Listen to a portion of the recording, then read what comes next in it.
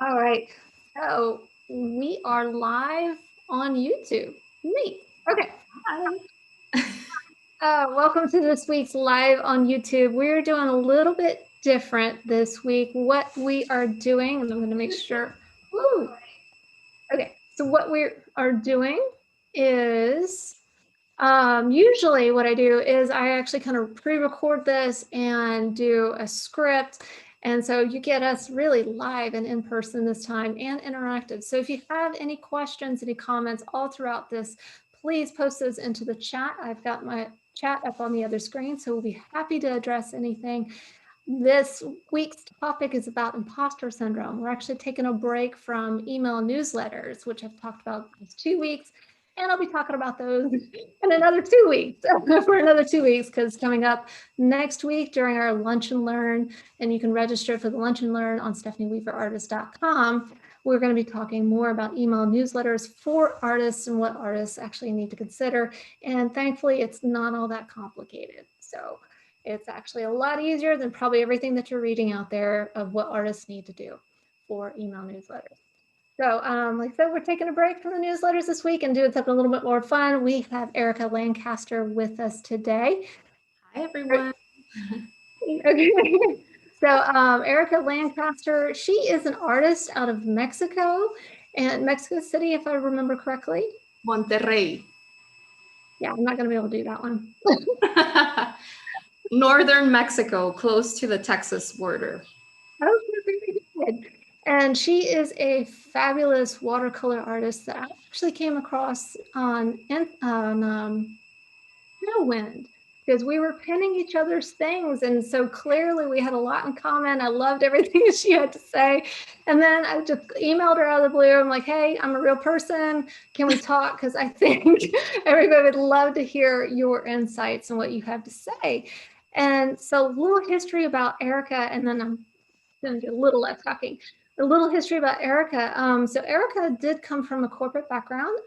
She had a graphic designer position in advertising, and then moved into the schools where she was actually teaching children how to create art, and then continued along that teaching line. Like her predecessors, her mom was a teacher, her grandmother was a teacher, everybody was a teacher, but she was the first artist in her lineage to take that teaching skills and make it into an entrepreneurial business, where not only she combines her passion of teaching, she combines her passion of art and gets to help that next generation of artists, which is, you can feel me now. Now you know where I really was kind of drawn to her. So I'm excited that she is here, and we are going to talk today about imposter syndrome. And so we both have experiences with this, and I'm going to ask Erika, what does imposter syndrome mean to you? Do you want me to share Merriam-Webster's definition, or should I start with just what I think? Well, let's do both, because I like definitions like too, Cool. So I think I'll share this with you first. I have a bunch of notes that I want to make sure to not forget to share with you. So Merriam-Webster Dictionary defines imposter syndrome as a false and sometimes crippling belief that one's successes are the product of luck or fraud rather than skill. A pervasive feeling of self-doubt, insecurity, or fraudulence, despite often overwhelming evidence to the contrary. I also found that according to the International Journal of Behavioral Science, around 70% of people, doesn't matter what field they are kind of professionals in, have felt or experienced imposter syndrome at some point in their lives. That to me sounds low, honestly. I think more people experience imposter syndrome than not. But yeah, so basically it's like feeling that you are a fraud. Doesn't matter how long you've been practicing something or how many successes or accomplishments you've achieved, feeling like you don't belong there, belong being there, like you're not good enough, just feeling self-doubt all the time and like you're not enough, basically. That's That's what I was having a conversation with my husband one day. This is like last year. We were walking our dogs, and I was like, "Do you?" And my husband, he works for the U.S. and Russia space program. Okay, so he's like smart, and he never really exudes self-doubt. And I said, "Well, I just feel like I'm not, good enough. And I'm not going to, like somebody's going to basically call me out on this." I said, "Do you ever get that way?" And he's, "Oh yeah." He's like, "All the time." But I figure I'll learn it before they do. Like that. And that kind of shifted things a little bit for me. And I think it was Amy Porterfield that actually said, "You don't have to be an expert in everything. All you have to do is be 10% better than everybody else. And then teach everybody else to be 10%. And then you just grow and grow and grow." Yeah, like be okay with taking imperfect action, right? Because so many people stop themselves from even doing anything in the first place because of that fear and that self-doubt. And it's really only through taking action that you gain that competence and that you gain confidence.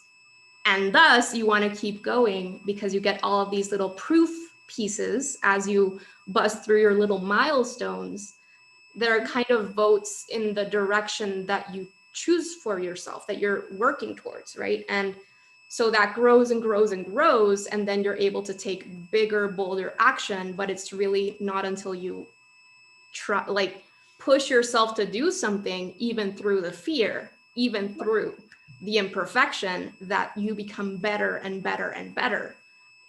But you cannot really expect to start off creating pure perfection and doing everything right, because everyone starts somewhere. Yep. Right? But it's just that people don't see where others started. Yep. Yep. I mean, like you look at Amy Porterfield, she didn't start out making like $189 million.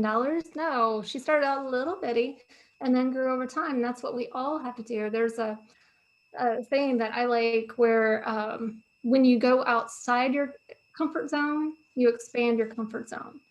So like doing these things that you and I are doing right here, right now. This was not comfortable. What, 2 years ago? And now I'm like, "Oh, hey, here's what we're gonna do." Da, da, da. Yeah. You expand your comfort zone, and that's, like you said, that helps with the confidence and competence to be able to do and grow even more. Yeah, for sure. For sure. So if you had any practical, well, let me ask you another question. So tell me about your experience with imposter syndrome. Sure. Okay. So, as you know, no one in my family was an artist. And I struggled with very low self-esteem and very low self-worth for the majority of my life, for reasons that I'm not even going to get into. But I grew up with a single mom struggling. I saw her struggling with the financial situation for as long as I can remember. So, and alongside that, I live in a city in which the arts are diminished, like their importance is diminished. There are not very many galleries at all, except for the posh section of town, where people have money. And I was fortunate to go to art school because my mom became a professor there, so I didn't really have to pay very much at all. It was hard work, like keeping my scholarship over those 4 years, but I'm very grateful for that. I'm very grateful that I studied graphic design. I decided to go that route because it seemed like the practical route. Like it's artsy. I'm going to learn about art fundamentals. I'm going to learn about the artistic process, the creative process, and all that. But I'm most likely not going to be able to find some sort of job that will allow me to help out at home. Right. So I never really went the full artist route because since then, I didn't feel confident to do it. I didn't feel I have it in me. I had it in me. And also I was very burdened by that whole idea of having to help my mom out. Mm.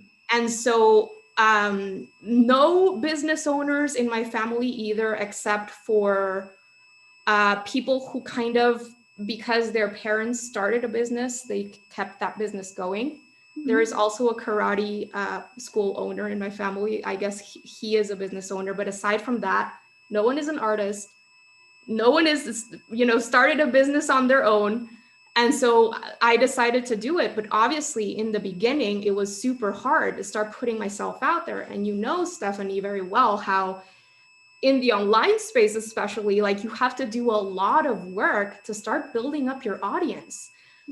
So you're like putting in a bunch of work on writing helpful blog posts and YouTube videos and like sending out emails with your heart and your soul. And like, it takes literally years for people to even like realize you exist. And like for you to see any sort of momentum. So you have to be very persistent if you want to see anything grow online. And so it was hard in the beginning for sure. But at the same time, like, I got to a point with my full-time job experiences that I was getting very depressed, and I felt like something inside of me was telling me to do something else. There was something else for me to do. And so so when I started painting with watercolor and developing my drawing skills more, like, there was nothing else that I could think of more when I was in those full-time jobs. I wanted to get home and draw and paint. But anyway, so it just got to a point at which it was more painful for me to stay in those full-time jobs than it was to put myself out there and go through that uncomfortableness, I guess.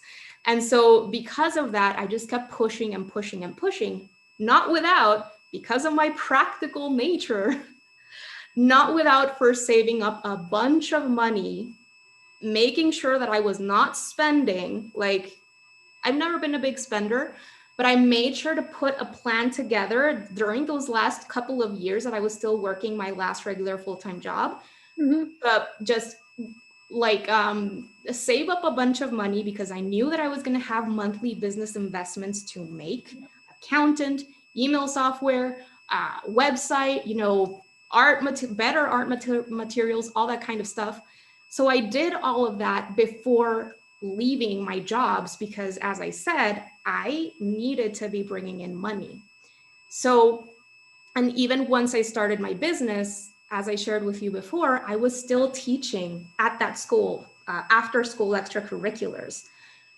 And so, but thankfully, when COVID hit and those after school extracurriculars that I was still teaching part-time got canceled, I was already earning enough to sustain myself via my art sales, which I right now only do nationally, because it's kind of, I like painting on stretched canvas, and it's very hard for me to internationally ship. Like, it's super, super expensive. So I only sell my artwork at a national level. And online, what I am doing online is mostly educational. So I just kept pushing and pushing and pushing, because, like, as I said, it was painful for me to be there. Like, I did not want to be there anymore. And I had just ignored that little voice that was telling me that there was something else for me to do for so long. And I was already over 30. Like, by that time, most artists already have exhibits everywhere. They already have like a full body of work. They have an audience, which I didn't even really start growing my audience until like 4 years ago online, I mean. And so, but as I said, I didn't want to go back. Like, I knew that there was something else for me to do, and I had a vision of who I wanted to become. And I just had to have faith that with the practical things that I did to prepare, and with the hard work that I was consistently putting in, I just had to have faith that something was going to come from it. And I just didn't stop. And so as I said, because I continued taking action, because I was so scared to have to go back to a full-time job, if like over time, you start seeing how positively you're impacting other people's lives through your art, through your skills, through your passions. And that is what makes you want to keep going. Those little successes that you have along the way. If you don't put yourself through that, you're not going to get those little votes of confidence, right? And so that's why it's so, so important to do the thing even through the fear. Right? So there's a lot to unpack there. So I was over here taking notes myself. Notes. You and I are, man, we're like simpatico with the notes and everything.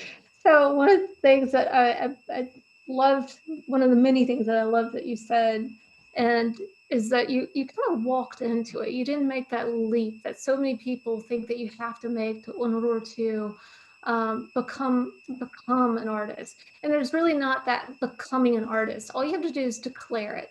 And I think that's something that a lot of people, a lot of artists struggle with, is that, and I've even been asked this, at what point do you call yourself an artist?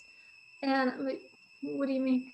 And it's that imposter syndrome, because when you think of an artist, you think of like, I don't know, Da Vinci and So yeah, you think of these guys that have lived and died, and maybe you think of let's see, who's a living artist that's like Banksy. You think of these guys, but you have no idea what their life was beforehand. Did they ever say, at what point do I declare myself an artist? We don't really know. But I know when I read, like, I think it was Monet's book about Monet, he was actually tried to commit suicide at one point because he was financially distraught. And he just walked into a river. And had that had happened, our world would be different now. And we wouldn't have the sister paintings between Renoir and Monet. And thankfully it didn't happen, but he was ready to give up on his dream, all because of that feeling of not being good enough. You know, he came from a family, I think his father was a grocer or something like that, and he wanted to be an artist. And he was continually denying himself, thereby getting depressed and not feeling like he was good enough. But he pushed through that. And like what you were talking about, he pushed through that and became this master and this, the father of Impressionism. So imagine if you, or if somebody out there that's listening to this right now who has those feelings of saying, I'm not good enough, nobody wants to hear what I have to say, nobody thinks I'm good enough, my paintings aren't good enough, this so-and-so, when I look at their things, they're so much better than mine. If they continue to have that limited mindset, they're potentially limiting their ability to be the next Monet. So just, if you have that passion, and I'm giving myself goosebumps here, if you have that passion, if you have that desire, like what you did, and I had a similar experience where I was really depressed because I didn't think this is all that I could do, but that's all that I've known. And how do I break free from that? And I was kind of kicked in the teeth. I mean, I feel like kind of COVID, I think, is a kick in the teeth for a lot of people too, that makes them push forward, because it's that kick in the butt that says, you're not supposed to be here anymore. I'm taking you to the next level. And it's a little bit painful. You work through it. And so I think kudos to you for, listening to yourself and really making that leap. And I wouldn't even call it a leap. You were smart about it. You were calculated. You knew that you needed the financial freedom to be able to move to that next stage. And you set yourself up very smartly to be able to do that. Thanks. That was really, really good. So that, and that was a one-liner note here. I was really, you put a plan together for financial freedom. That was great. You had faith in yourself and everything that you were supposed to do. You felt it. You knew it. You could see that vision of where you wanted to go. So important. Yes, yes. I love that. Oh, and the other thing that I kind of wrote down is one, acknowledging successes. So I think one of the hardest things, and I do this a lot with the imposter syndrome, is, and I see it in other artists as well, is you don't see how far you've come. So you have to celebrate those little successes. Like this week, maybe you were able to pay the groceries with your artwork. It's huge. Celebrate that. Buy yourself a little cake, a little cupcake, make yourself a cupcake. Those are little milestones because you're seeing the progress. I think that's extremely important to be able to do. Do you celebrate your successes? For sure. And it's something that I'm constantly telling my students to do as well. I'm like, oh my God, like, can you just check out what you're able to see that you were not able to do like 3 months ago? Yes. Forget that perfectionism. It's just hindering you. Progress, look at the progress that you're making, because that's going to make you want to keep going. Just seeing your little progress that you're making. That's why I love sketchbooks so much. You're able to see your chronological progress through your sketchbooks. But yeah, it's so important. Yeah. So we kind of touched on a little bit about this, the practical tips. So what are some practical tips that you think that artists can do to overcome the imposter syndrome? Okay, so I put together these 8 tips, you guys, because I sat myself down yesterday, and I was thinking of everything that I was doing intentionally and unintentionally. Like, I really looked back and saw these mental shifts that I was making, an actual action that I was taking through those years that I was talking about, that it was just very hard, that allowed me to be here now, to at least have the success that I've had so far, and it just keeps growing.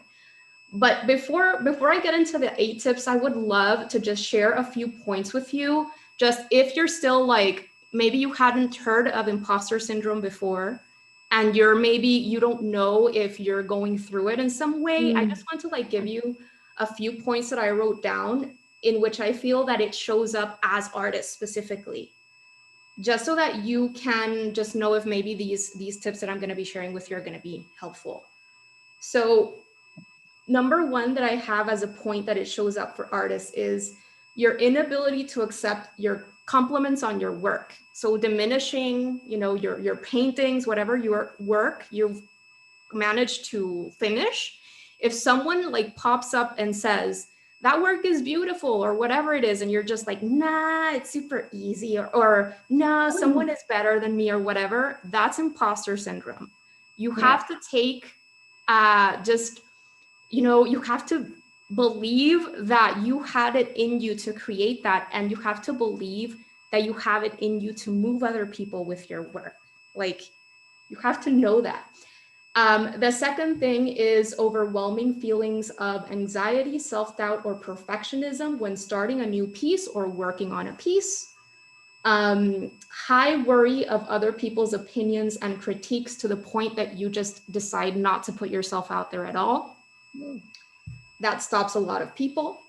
Feeling like you don't deserve to ask more for a piece, even when you spent a bunch of time on it and like resources and effort creating that piece. Like, for you guys who are already selling your work, like, the way that you establish your prices says a lot about how worthy you feel and how much of an artist you are just accepting yourself to be, if that makes sense. You have to establish your prices and like stand by them, like believe in the work that you're putting in. Another thing is feeling like feeling you won't be able to create like the level of past work again. That is something that I see a lot in beginners. Like, they are so attached to their pieces that they don't even want to sell them or give them away because they feel they're never going to be able to create something like that again. Like, no, you made that. You're going to be able to do something like that and even better, right? So give it away, like bring positivity to people's lives with your art. Like, give it away. Not give it away, but sell it. You know what I mean? So, okay, so what else? Feeling out of place in an art supply store, at an art event or gallery. That is also something that I experienced in the past. I'm like, who do I think I am being here? I'm like like that is something that is very, very much imposter syndrome. And finally, constantly comparing yourself to others. Big one. Yeah. Cool. So let me move on to the 8 tips, which these are all things that I did in order to be able to move forward with what I was talking about before. Okay. So number one is, if you're feeling these things, any of the things that I just shared, make sure that you're sharing your feelings and thoughts with others, and try to share with like-minded people, like-hearted people as well. Like, it's so much better if they are artists or creatives of some kind, because they are going to understand you more and you're going to feel less alone. You're going to know that what you're feeling is normal. Yep. So share, talk about what you're feeling, because that in itself is going to be so good for you, and you're going to be able to keep going. Number two is, be aware of why this happens in the first place. And I added this in because during that time, I started reading a lot of books on anxiety, which is something that I've struggled with my entire life, general anxiety disorder. And I just learned about all of these things, and just sometimes just knowing that your brain, that's the way it does, like, it's trying to keep you safe. It has a negativity bias. Like, it's pretty impressive. Like, you could have like 20 positive comments on your work and one negative comment, and the one that sticks out, that stays with you, that ruins your day, is the one negative comment. Yep. Why? Because your brain has a negativity bias. It wants to keep you safe. And it's just like, it's something that we developed as humans a very, very long time ago, when we're in actual danger, like running from animals and stuff like that. And our brain still does that when we're not in actual danger. So I added that in because just learning about how the brain works sometimes is super, super helpful. You're at least able to know, oh, okay, so that's what my brain is doing now. Okay, cool. So you can just learn about strategies, and just know that, you're not your feelings, you're not your thoughts. Sometimes they're not even true. Most of the times, your feelings and your thoughts, so just learning about all that is super helpful. Number three is, have a why that goes beyond you. So a lot of the time when we're having these feelings of self-doubt and like imposter syndrome, everything that comes with imposter syndrome, it's because we're just staying in our own heads. And, people around you, they're involved in their own lives. Many times they're not even thinking about you necessarily. Nope. And that in itself is super helpful. It kind of makes you that pressure go down. And also, I just feel it's so important that your why as an artist also is about other people and not only about yourself. So I don't create art just for me. I create art because I want to bring something positive to others, right? And I teach because I want to help others reach their own goals.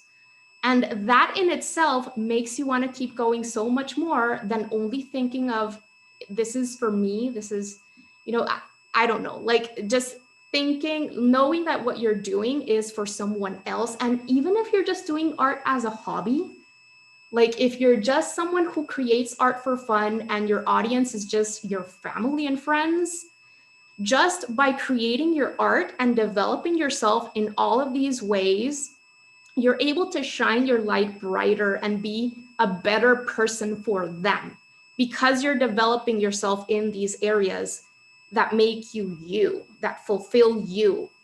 You cannot pour out of an empty cup, is what they say.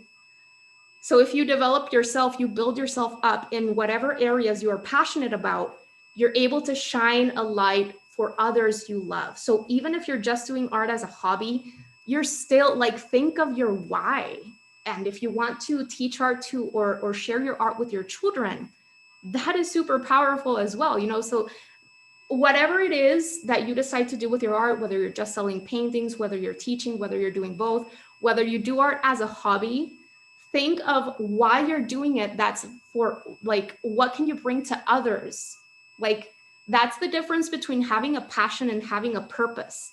Having a passion is just for yourself, and having a purpose is what can you do with your passion to bring light and something positive to other people, right? So it's not only about yourself, and that's going to make you want to keep going a lot more than only thinking about yourself. Okay, So number 4 is practice daily positive affirmations and journal your accomplishments and things you're grateful for. So instead of watching the news, which is meant to scare us, instead of scrolling on social media and all that stuff, set your phone away, turn off the TV or whatever it is, and take out your journal and just write about what you want to do, what you've accomplished, all of these things, and also rewire your brain with positive affirmations. One of my first YouTube videos ever, which I kind of makes me to see it now, but the idea is great and the message is something that I still believe in greatly. And I share, I think they were 10 positive affirmations for artists. And I shared that because I think in the intro to that video, I even share how mindset is so huge in order to accomplish any large or uncommon goal. Your mindset is like 50% of the work, to be honest. And if you don't work on your mindset, that's, for example, if you're able to succeed as an artist, most likely than not, your journey is not going to be very long if your mindset is not there. So what do you have to do to grow that positive growth mindset, right? And all of these things, the positive affirmations are something that I learned about. They are things that you repeat to yourself as if they already happened. And slowly but surely doing that, you start rewiring your brain and start thinking more positively about who you are and what you can do. And obviously, by thinking more positively about yourself, you take more action because it goes hand in hand. It's not like, I don't believe in that whole manifestation thing that if you think it, like if just it'll come to you, you definitely have to put in the work. But if you don't believe that you can do it, you don't believe that you have it in you, you're not going to want to take the action. Yeah. Cool. Yeah, the whole manifestation plus action is the formula to make something happen. Exactly. The whole just flip the air and wait for stuff because I know that didn't work. No. Manifestation plus action equals success. Yeah, for sure. Number 5 is what you mentioned a little while ago. Celebrate every small accomplishment. It's super important that you acknowledge your progress along the way. Don't be a perfectionist and don't always expect things to be perfect and demand highly of yourself when you're in your first year creating art consistently. Like, it takes years, but it's a beautiful thing. It's a beautiful journey, and everything that's worthwhile takes time. Cool. Number 6 is have the artist that you want to become in the forefront of your mind and be and do what they would do. So always think about your future self, because like I mentioned before, it's through taking that action that you gain that confidence and you become that person. Number 7 is give yourself permission to not be an expert. Not knowing does not make you a fraud, and everyone starts somewhere. I don't know where I heard this quote, but I wish I could attribute it to whoever said it. But the person who shows up deserves to be there. Period. End of story. It's a decision that you make. You have to be firm in your decision and your passion, and you just make a choice, and so you're an artist, period. Like, that's what it is. But you have to take consistent action, right? Because if you say it, then it comes with taking action. And number 8, it's separate your feelings from what's really going on, because feelings and thoughts aren't always true.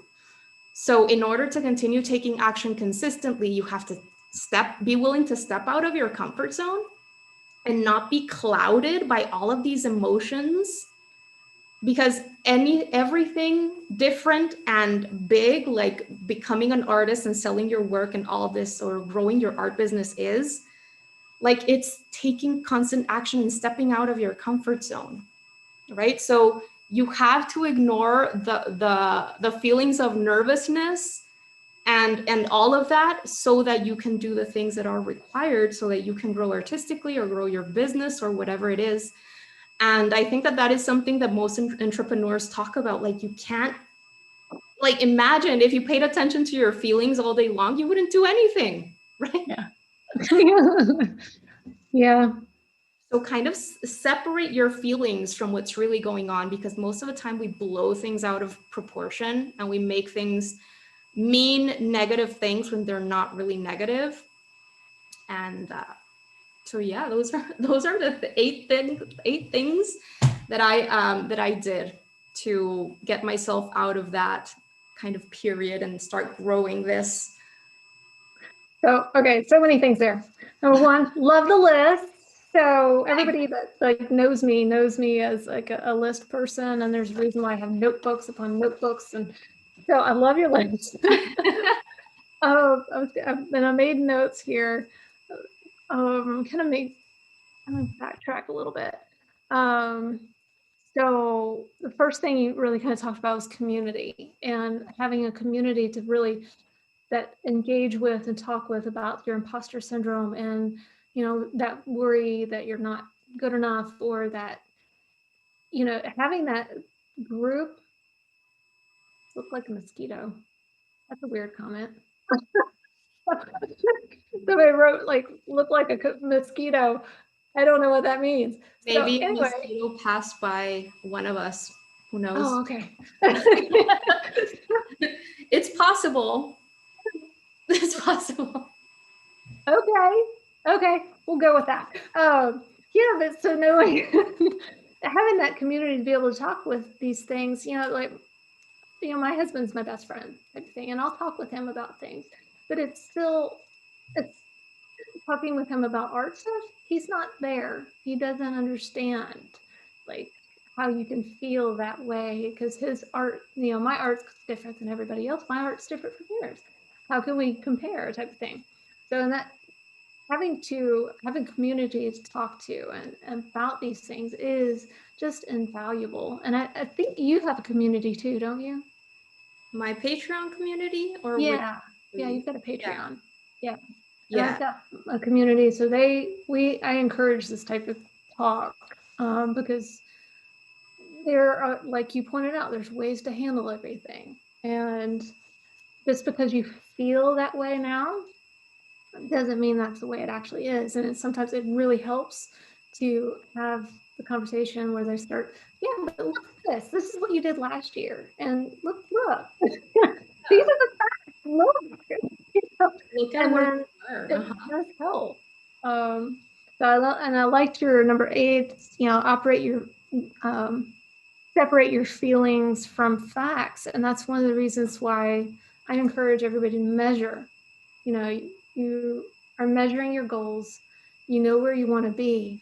If you don't know, what point on the map you are, you're never going to know when you actually got there. So you have those goals, and you if you need to watch them every week, if you need to do them every month, whatever helps you to see those incremental steps to where you want to be, and that seeing those steps will help you keep going. Yeah, because we all have those big visions, and one of the first things that I have my coaching clients do is actually write down their goals and that big dream of where they want to be. So then they start measuring those things. Yeah, I love that, the daily affirmations. Sorry, what? Smart goals and all that. Yeah. Smart goals. See, now you guys know why, like, I'm talking to her. She knows the smart goals. Stephanie looks like an insect. That's what they're writing. I look like an insect. Oh, I've got the bug thing. Oh, maybe. I don't care. Bug thing. Okay. So anyway, and then you also mentioned, so you have a why. I loved your definition of passion versus purpose. Purpose is to help other people. And I think that really helps, because if you understand why you're moving towards something, then you kind of like, we really like an insect. Whatever. I'm here to help people. And if you're in that imposter syndrome something, that's my purpose. And so you're able to move forward and past all that. the daily affirmations, that was a huge one. That one helped me quite a bit. And there's even like Insight Timer. Do you do Insight Timer? No, what is that? It's a meditation Oh. app. And so they have like affirmations, and you just listen to them. You can listen to them while you sleep, and it slowly like rewires the brain. So there's even, you know, scientific studies that talk about rewiring the brain to be able to release all the negative and switch into the positive. That somewhere along the line you got that negative programming that says, you know, you can't do this. Well, you got to reprogram it. The brain is a very powerful mechanism. And I wrote down another thing about your understand how the brain works. So in that one, have you ever done the virtual reality things where you like put the whole goggles on? No, I don't think so. So we got some of these virtual reality goggles, and for Christmas for the kids. And there's a game that you can get that kind of shows you like you're walking on a plank. And so like you're out, and when you look down, like you look all around, there's buildings all around, and all you have is this little metal plank or this little wooden plank. And in the virtual reality, that's all you know. And your brain is telling you that's all there is. And like there are people, you can watch videos on it. People just fall to their knees and they're like, oh my God, oh my God, oh my God. And they just get paralyzed on this virtual reality game. Because Wow. their brain is really making them think that they are 300 feet above the ground on a plank. That's how powerful our brain is to really trick us.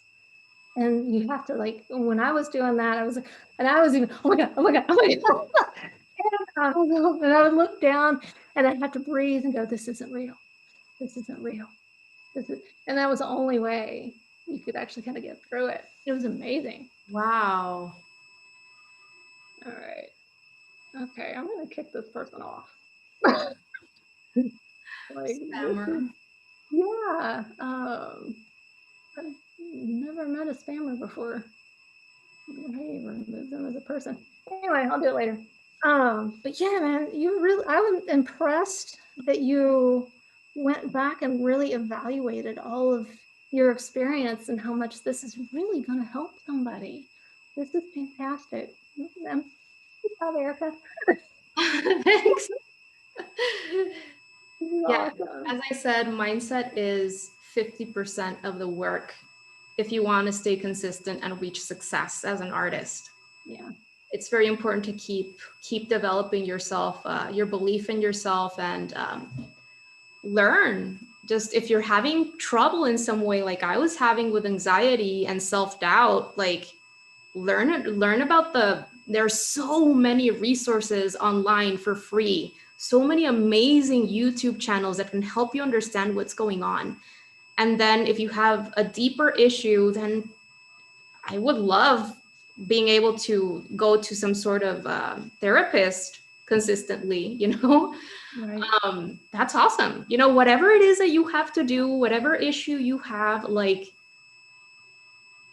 just do some inner work there to see if there's anything that you can do to create a mindset that's going to help sustain you, because that's the foundation for everything else, I feel. I agree. This is great stuff. All right. Well, you were really well prepared for this. Do you have anything else that you would like to tell everybody? Maybe you've got like a class or a workshop coming up, or a great blog post you want to share with people? I don't launch classes or like workshops, maybe in the future, but right now I'm super into creating content for my membership. That's on Patreon. That's like what I would consider to be my innermost art community. And I have a free Facebook group, and I do like free videos all the time, free blog posts.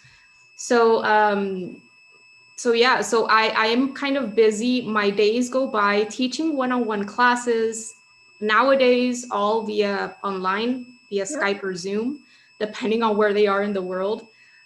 Creating free content for people to enjoy and get something from, and also creating content for my membership site, and just doing everything I can to support those people in there. So, but that's kind of evergreen. It's going on all the time. And I have a bunch of resources in there, like complete libraries of classes on art fundamentals that I'm continuing to add to every month, as well as full tutorials, drawing, sketching, watercolor painting, all that good stuff. All the full tutorials with downloadables and all that goes in Patreon. Okay, and what's your Patreon URL? My Patreon is probably Erika Lancaster Artist, I think. I will include a note in the show notes. So you can just click on the link in my Instagram or even in my website. Like, you're gonna find it if you go there. Yeah, Because I have the link to Patreon everywhere, even in YouTube videos and stuff like that. You're gonna find it right there. we'll do that. What I'm gonna do at the end of this, so that because you have provided quite a few good notes here, I'm gonna kind of summarize this and put it in a blog post. I also want to give everybody your URL for the affirmations for artists. I think that's a fabulous little resource that they need to have. And I'll include a link to your Patreon as well, so that we can share the love and the fabulous resources that you have to offer. Absolutely. Thank you so much. Yeah, no problem. Is there anything else? Otherwise, we can call it a meeting. Well, I just want to close with one final idea. Yeah. I really, really believe, like, at this point in my life, that every single person was born with a purpose. Like, there is a purpose for everyone. And whether it's impacting someone at a smaller scale or a larger scale, that is independent of the fact that you were created to do something. And I really believe that if someone has a dream or a vision, they wouldn't have that vision if they didn't have it in them to accomplish that vision. Absolutely. So don't set those things and those voices that you're hearing aside, because you're hearing those voices for a reason. So I think that's the last thing that I wanted to leave you guys with. That was excellent. Yeah, when you suppress, you depress. That's True. You're meant to do. You're meant to do the big things that you have in mind. I love that. Yeah. Well, this was such an inspirational talk, and I really appreciate you being here, Erika. I'm going to send you a little goodie from the Positive Painters online community, and that'll be on the mail 6-7 days. They got to make it. And I really appreciate you being here. And if you ever want to do anything else, let me know. Absolutely. I'd love that. Thank you so much for your invitation. Like, I love meeting you, and I hope that I was able to provide some help to your community. And I'm always around. Free stuff and stuff you can actually pay for to get more direct access to myself. You're gonna find me online. So yeah. All right. Well, thank you again. And until next time, you guys stay safe, happy, and healthy. And be sure to register for next week's Lunch and Learn, where we're going to be talking about artist newsletters and all the good stuff to get those things started. So until next time, stay safe, happy, and healthy, and happy painting. Bye.